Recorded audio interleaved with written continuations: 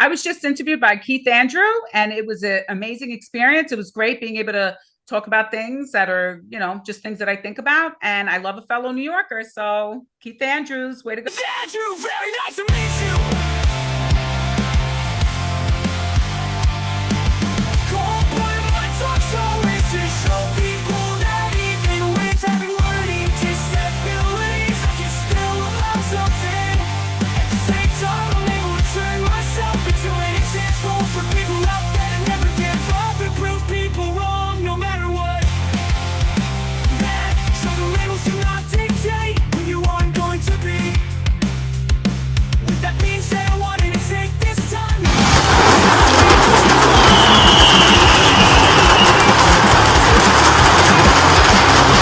Just the fact you're on my I'm your host, Keith Andrew, and welcome to the KeithAndrewNetWork. It is Season 12, Episode 30, also known as 1130.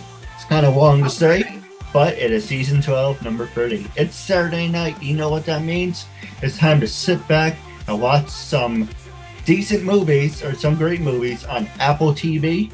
And if you're a fan of NBC Peacock, they have wrestling, they have Blue Bloods, and all great shows from NBC. So watch Apple TV. I would recommend the Godzilla the Monarch cities. It's one of the greatest. It's more wonderful. It's great. So the Monarch series of Godzilla is really good, and Apple TV Peacock. With that being said, our guest introduced herself before we get started. So the first subject I want to talk to you about is icebreakers. Tell our audience a little bit about yourself. Well, my name is Leesan Villa. I was born in the West Village in New York City at St. Vincent's Hospital. I grew up in Manhattan on the Lower East Side when it was kind of rough in the late 70s, 80s. And then I lived on the Upper East Side in the 90s with my husband. Love New York. I love New York so much. And then I started a family, so I moved to Connecticut, lived in Connecticut for 20 years, and now I live in Pensacola, Florida. Yeah, it's absolutely amazing. You know, my parents were born in the city. My dad was in the Bronx. Actually, or my mom was in the Bronx. I should write that down. One was born in the Bronx, and the other was Long Island. Oh, I love New York. I have cousins who live in Long Island, and I love the Bronx. I'm a huge Yankee fan, so go Bronx Bombers all the way. You know, there's a funny story. I think that I should really write this down. My mom or my dad was born at Brock Lebanon Hospital. You ever hear of it? Brock Lebanon's Hospital. No, I've never heard of it. So there's a wrestler. Do you like professional wrestling? I watched a little bit. I did like that movie that came out, The Iron Claw, but I'm not a huge wrestler watcher. There's a wrestler named Brock Lesnar. So Hmm. the joke is I think my dad and my mom was born at Brock Lebanon, and then my brother blurs out, "I didn't know you were born at Brock Lesnar's hospital." That's funny. That's good. Where in the city did you grow up in? Well, I grew up on the Lower East Side on Grand Street in East Broadway. And my parents got divorced when I was very young. So it was a single parent home. And my mom worked really hard.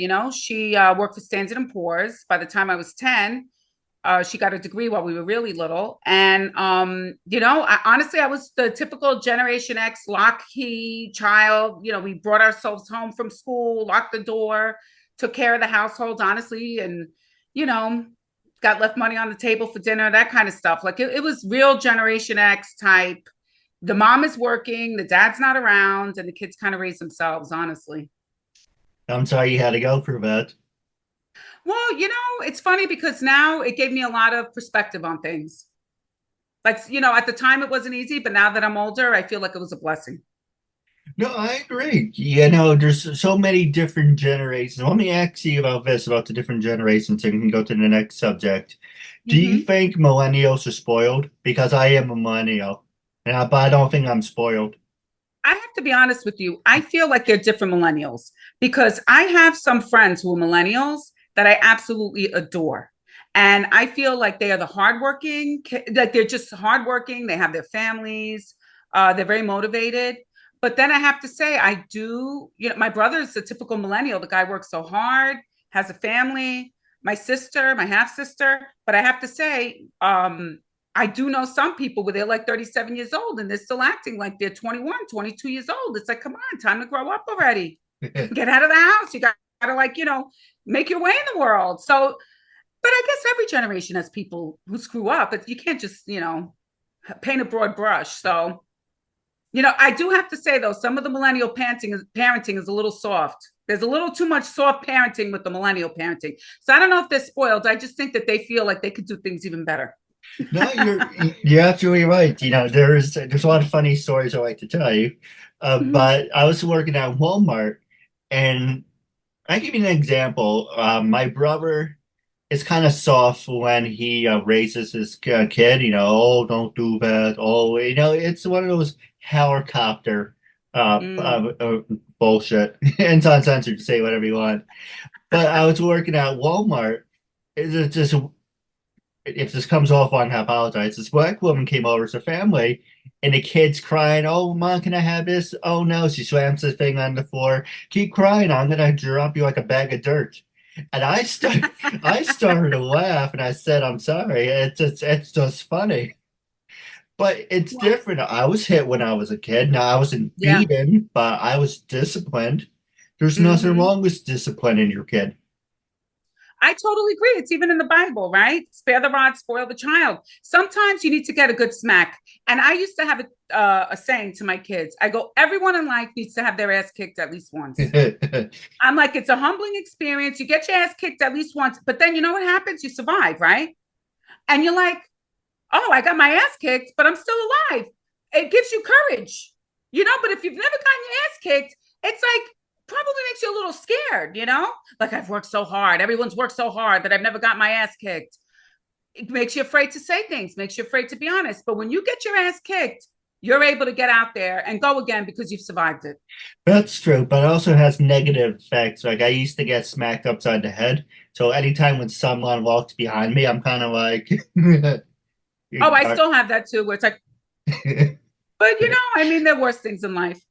it's true. There really is. Next question I want to ask you, how has the pandemic impacted your life? And do you see things in a different point of view? The pandemic changed my life. I have to tell you. It was shocking to me that all of a sudden we could go into lockdown. And in the beginning, when they were like 2 weeks, 2 weeks, let me tell you, the beginning of the pandemic, I'm like, we're not changing anything. Everybody get up, take a shower, get dressed. It's 2 weeks, 2 weeks we have. You know, I was working out every morning. Like, I was just like, it's just 2 weeks. We could all play our part, right? We're going to extend it another 2 weeks. Well, I told my husband, I said, forget it. This thing isn't ending. Go to the liquor store. All of a sudden, it really was so shocking to me how, people were deemed essential. Some people were deemed not essential. Kids that worked their whole, school careers and expecting things, all of a sudden getting it taken away from them. People unable to make a living, other people getting really wealthy off of it. It was just the most bizarre thing I had ever seen. And I noticed the more isolated people were becoming, the more we turn to social media Right. to be able to make that connection. Because we're humans. We need to make connections. We need to get out there and be with other humans. And social media in some aspects was great. And in other aspects, people were so nasty. Like it was like they felt like they could just say anything. And they almost started to become this bullying and this group think.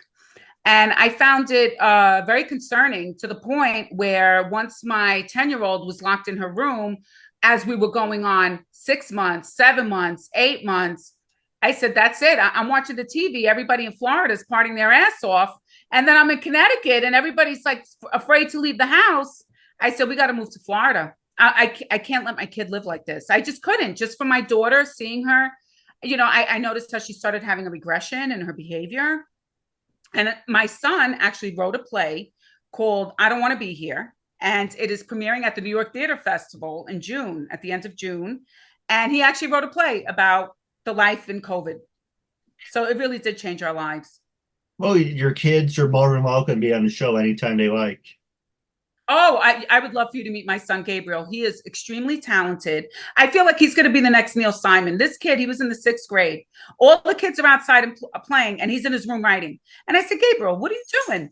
And even my other son's like, Gabe, you're such a nerd. You should be out. He's like, I'm writing a trilogy. And it's sixth grade. Some people, that's just their brain. And now he has a play in the New York Theater Festival. So, it's just a blessing. It really is. No, I agree with you. Now, the next one I want to add to, actually, I do want to talk to you about social media, but Mm-hmm. during the whole pandemic, a lot of people did benefit. Social media, you know, it's all about corporate, about money, because you're home. What do? You watch Netflix, you watch Hulu, and you go outside. For me, I went shopping with my dad. We had to wear the mask. Nothing wrong with that. Wearing a Mm-hmm. mask, go to shop, right, come back, and then we have a dog here. Sorry. He wants to be interviewed, but I said no. I'm sorry about that. No, So it's no, I'm fine. listening to you. No, anything can happen. The dog's more than welcome to. But there's like we said, my dad said for the past 2 years, so it felt like he was under house arrest. Mm-hmm. And I mean, for me, I really didn't care because I had my talk show. But my dad said he was climbing up the walls because he couldn't do anything. Yeah. Now, I'm for being vaccinated. You know, with that being said, it isn't something that's going to protect you. It's something that mentally, it's like, okay, I got vaccinated. It will cut down the risk. You get the flu shot, you got to Mm-hmm. get flu A or flu B. It's not this, okay, now I'm invincible thing. It's kind of like, not to sound like an asshole, it's kind of like a safety blanket where you want to get it because it gives you a peace of mind. But you're right. You mentioned those idiots in Florida.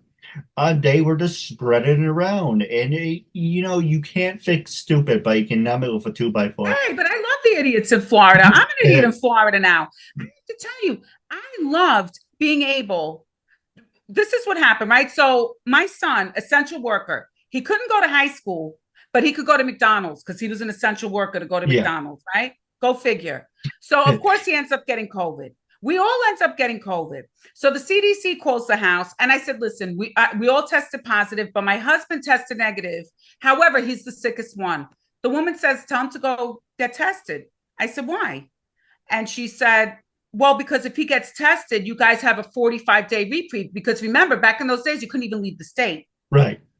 I said, what do you mean a 45-day reprieve? Well, you have 45 days, you could leave the state. I said, Scott, go get tested. He gets tested. The next day, I booked flights to Florida so that we could come and check it out because, we're talking about moving. I come down here. I go from leaving Connecticut where, complete isolation. People aren't on the streets. Like, I come to Florida, restaurants are open. Nobody, it's normal. All these people lived. All of them lived. I got COVID. I lived. My family came down here. And I feel like with the hindsight of 2020, I feel that they really made that virus out to be a lot worse than Yeah. it really was. And I think that they really used that virus to intimidate people and scare them. And I think that fear is an excellent way to control people. Where in Florida, it was like we have freedom. And I have to tell you, I came down here. My daughter, when she started school, was actually 2 years behind academically from all her peers that were in the sixth grade. So that means that the kids in Connecticut don't even realize how far behind they are from kids in Florida. So when you start to compete nationally, it's Right. going to cause problems for that whole generation of kids in the Northeast, where in Florida, they didn't lose a beat. They kept the schools open. They were living their lives. And you know what? They have more deaths in New York than they did in Florida. And the population's bigger in Florida here. So how do you explain that? No, I agree with you. I didn't mean any disrespect by saying, No disrespect, but I'm just saying, like, I love this opportunity to be able to talk about what really happened, like what really, because when I was in Connecticut, it was like, look at those Covidiots, they're all gonna be dead. And I was like, oh my, and then like a month goes by, they're still alive. 2 months go by, they're still alive. I'm looking at the numbers are worse in New York and Connecticut than they were in Florida. So what's going on? Like, it's like we were supposed to follow the science, but we weren't following the science. You know what I mean? no, you're absolutely right. Next, well, I'd like to hear more about it from your point of view.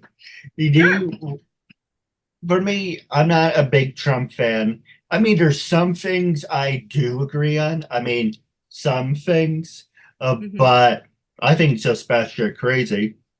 But I don't know. He said a lot of stupid things like inject yourself with bleach, and then he lied He about said the. that was completely misconstrued by the media.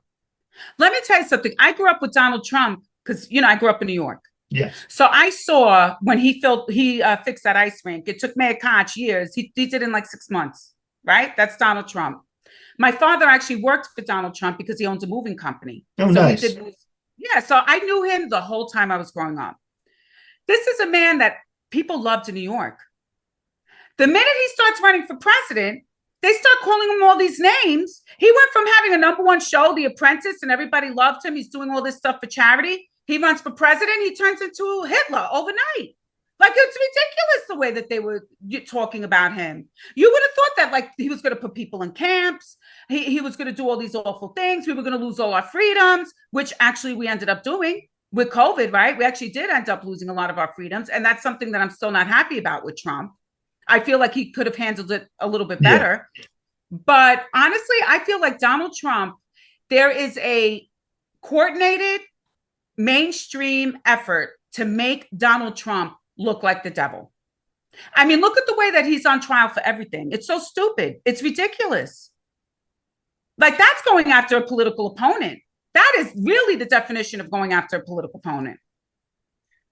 I'm not saying Joe Biden's any better. I Joe mean, Biden's the worst. Let me ask you this. Do you think that you're better off now than you were when Joe Biden first took president? When he first took the presidency, do you feel like, oh, economically I'm doing better? Financially, everything is great. I go out, everybody looks happy, everybody's buying a brand new car, we're all having upward mobility. Like, do you see that? to be honest, I got disability, so that's thrown it out there. Yeah, Um, but you're a hardworking man because look, you have your own show. you're right. You're an entrepreneur. So that deserves a lot of respect. Some things, I think, I'm going to get some hate mail on this. I think Biden did some good things, but it took him 4 years to What the did he whole. do good specifically? What did he do good specifically? That's a good question. I knew you were going to call me on that.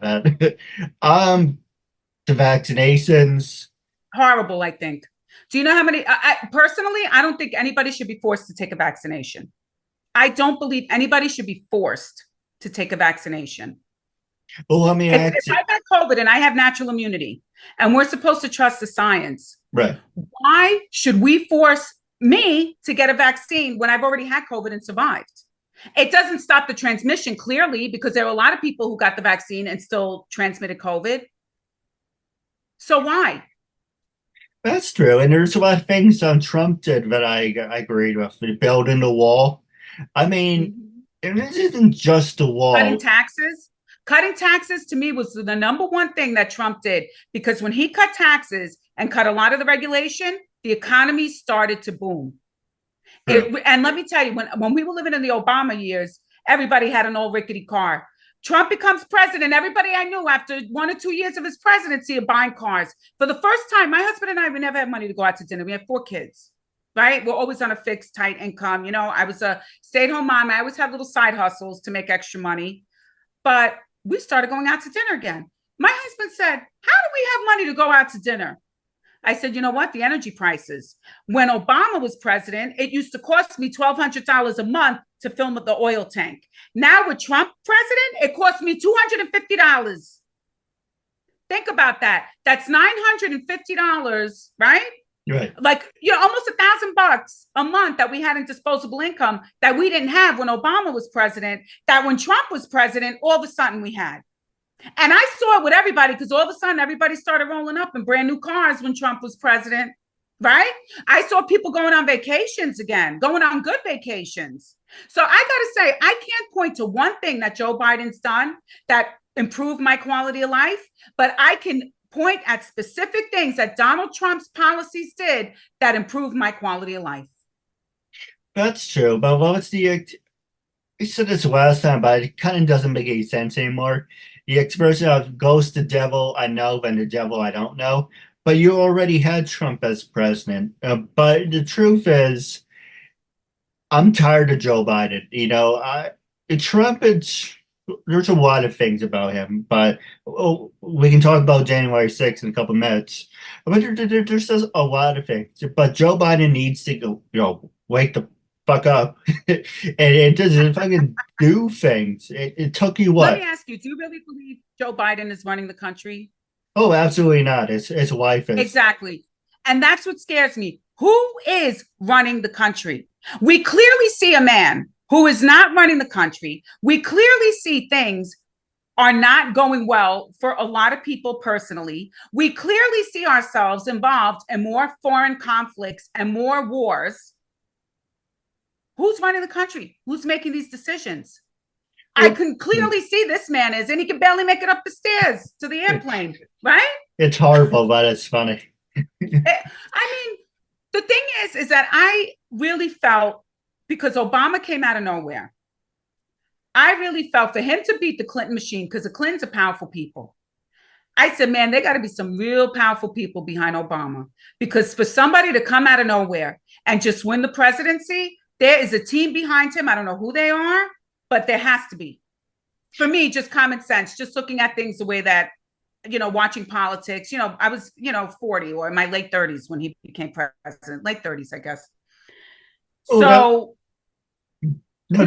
that's the problem with why I didn't like Obama because he didn't want to be just president. He stuck his nose in everything that didn't even to concern him, like the Vermar Barton case. He stuck his nose in that, and then it was another case, and then he was making it into a racial thing, and then he supposedly was a Muslim sympathizer. But he and Joe Biden, maybe in the early 90s, they would have been decent. But it's like, look, you got what you wanted. You became president. Just say you're a one-term president. You got what you wanted. Step aside. I really don't want Trump as president, but I do see him being president. I would rather have Trump president over Kennedy because Kennedy's batshit crazy, and you really don't know what he's going to do. I don't know. I have to be honest with you. I listened to my first interview with Robert F. Kennedy, Yeah. and I have to say, that guy, I don't agree with a lot of what he says, but I did have my eyes opened a little bit for when he was talking about how there's this shadow government running a lot of what's going on in this country and how the military industrial complex, let's be honest, right? And how his family was trying to fight the military industrial complex, and his uncle and his father were both killed. And I never really thought about that before, but it's really frightening how I think when you see a politician that everybody loves, you should be afraid. You should be very afraid. If you see somebody that everybody hates, say, at least you know that if that person does anything wrong, I'm going to know what they're doing because nobody's going to cover up for them. Everybody hates them. But if everybody likes you, I think that's a problem. Well, let me ask you, January 6th, do you think that was an inside job? Of course, it was an inside job. Who did it benefit the most? Who did it benefit? It benefited the Democrats the most because when Ted Cruz was going up there to challenge, all of a sudden, everything has to be shut down. All of a sudden, there's all this mayhem and there's this craziness. Come on. That was too convenient. And then, people get so intimidated. Everybody's so scared. The vote went through. There, no challenge. You got to think about things. Who does it benefit? Right. Yeah, I worked on Wall Street since I'm 15 years old. When you grow up in Lower Manhattan, it's like if you grow up in a fisherman town, you're going to be a fisherman. I grew up in Lower Manhattan. I grew up on Wall Street. Like they say, money talks, right? Time is money. People do things that are going to benefit them. Who did January 6th benefit the most? It surely didn't benefit the right?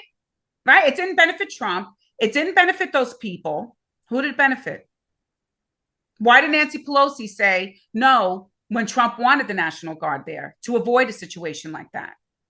Yes, he's another one, but it really needs to go to fuck away. Yeah, I can't stand Nancy Pelosi. She's not a good person. Did you see her in Italy when she had her tits out? I said, my God, there's this 80-year-old woman with her tits out. They look like they're 25-year-old tits. I'm like, this is disgusting. It was like terrifying to see. I'm like, Nancy, I don't care if they look 25 from the plastic surgeon. It's really disturbing. Cover those boobies. The only inside job that I am 100%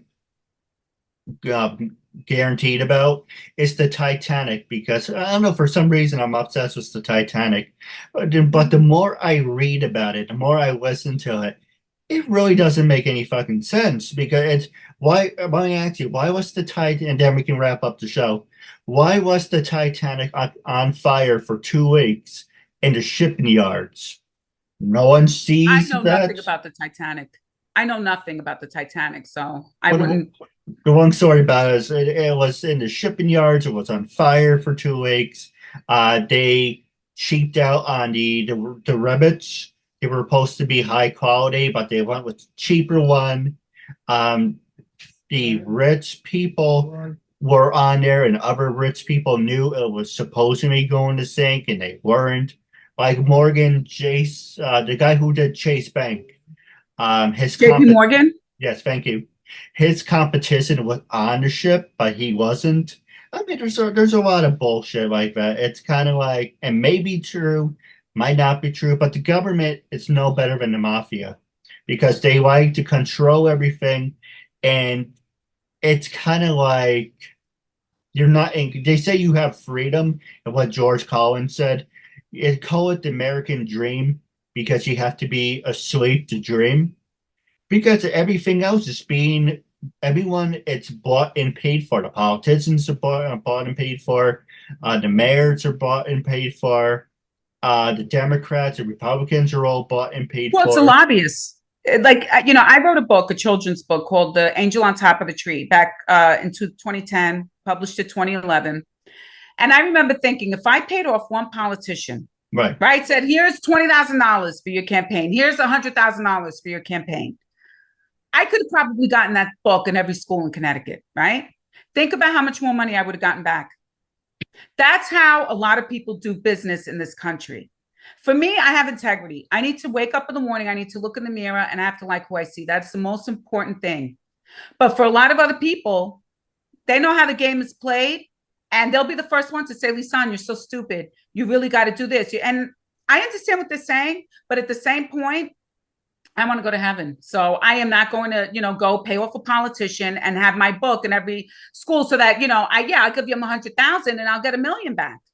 And these politicians, think about the pharmaceutical companies. They'll give a politician $1 million, they'll get 10 billion back. Seriously. That's how this country is being run now. And it's really by the lobbyists. I agree. We will definitely do a part two, but wrapping up, I want you to be brutally honest. When I first approached you to be a guest on my talk show, what made you say yes? How do you feel now when you recommend it? Well, what made me say yes was an opportunity to talk about how Jesus is my agent. I've always put my life in God's hands. I follow God. I love him very much. And I trust. And this was an opportunity for me to share my message where, I always dreamed of being an actress. And I graduated from the American Academy of Dramatic Arts. I thought I was going to be on my way and I get pregnant. I have a family. And then years later, I follow my heart. I follow where the Holy Spirit brings me. I end up in Pensacola, Florida. I meet an incredible writer, director, Enrico Turnstall. He puts me in a movie. We're starring in another movie. My son, wrote this amazing play. I'm starring in it. It's like Jesus, God took care of everything for me. And I wanted an opportunity where I could tell people, really trust the Holy Spirit and don't try to control everything yourself and just do the right thing. Be honest, be able to look at yourself in the mirror at the end of the day, and life will work itself out. And don't put your, faith in politicians. That's such a awful way to live. Politicians are only going to let you down. You're only going to realize the government really doesn't care about you. So, and I was excited. Plus, being with somebody like you with your own show, that's an awesome opportunity. No, you're absolutely right. What was the expression? Of course, the government are good people. Just ask the Native Americans. It's horrible, but it's true though. Absolutely true. But I do have a couple questions for you off the air. But wrapping up, it was a real honor and privilege having you as a guest. I'm looking forward to part two. Our goal is to reach 500 and more views. So if you're watching, make sure to like, share, and comment. And until we meet again, I'll catch you later. Thank you and have a good night. My show and supporting me, and my message is all that